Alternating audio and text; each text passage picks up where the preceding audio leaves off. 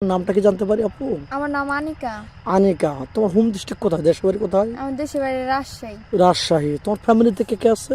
আমার ফ্যামিলিতে আছে বলতে ছোট একটা ভাই আছে, আর মা আছে অসুস্থ, বাবা নাই। ও আচ্ছা, তোমার বয়স কত? আমার বয়স 18+। 18+। তোমার চেহারা সুন্দর। তুমি কতটুকু পড়াশোনা করছো?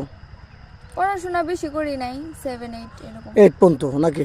জি। যাক, তোমার বয়স 18 শেষ। তুমি আমাদের ভিডিওতে বা আমাদের ক্যামেরার সামনে কি জন্য আসো? বিয়ে শাদীর জন্য নাকি কারো? আমি চাই যে এরকম যদি কোনো প্রবাসী ভাই থাকে, আচ্ছা যে মানে বিয়ের জন্য যদি তারা মত দেয়, আচ্ছা তো মানে আমার জীবনটা এই মাধ্যমে আর কি সুন্দর হোক। আচ্ছা। তা আমি এটাই বলবো যে ওনার যদি বয়স বেশি হয় তাতে আমার সমস্যা নাই, ঠিক আছে, জি। কিন্তু ভালো মানুষ হইতে হবে, ভালো মন মানসিকতা থাকতে হবে, যাতে আমার ফ্যামিলিটাকে উনি দেখতে পারে, আমাকে দেখতে পারে, এতটুকুই। বুঝতে তো পারছি। আমি শুনছি আমার একটা ফ্রেন্ডের কাছে যে আপনাদের এখানে আসলে নাকি মানে চ্যানেলের মাধ্যমে মানুষের বিয়ে শাদী দিয়ে দেন, অবশ্যই। এই ক্ষেত্রে আর কি আসছি।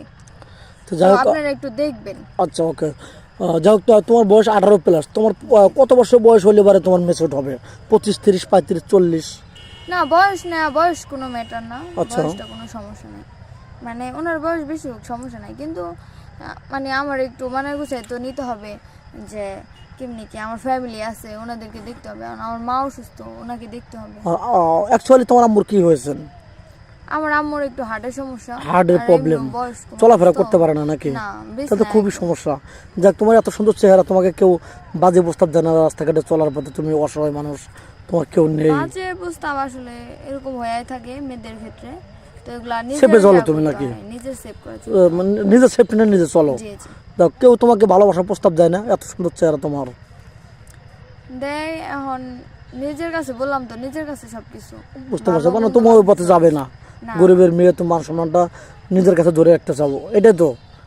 যার জি, কোনো জি। পয়সা যদি একটা বাচ্চা থাকে, একটা সন্তান আছে, তার ওয়াইফ চলে গেছে আরেকজনের হাত ধরে, তাহলে কি বাচ্চাটাকে কি তুমি নিয়ে তার সাথে কি আগলে ধরে থাকতে পারবে? তাকে বিয়ে হ্যাঁ, করবে? পারবো, আর তাতে আমার কোনো সমস্যা নাই। তার বাচ্চা আছে বা তার বয়স মানে বেশি, এগুলো নিয়ে আর সমস্যা নাই, কিন্তু এটাই মানে সে জানে আমার একটু দেখে, আমার ফ্যামিলিটারে দেখে, বুঝতে পারছি। এতটুকুই।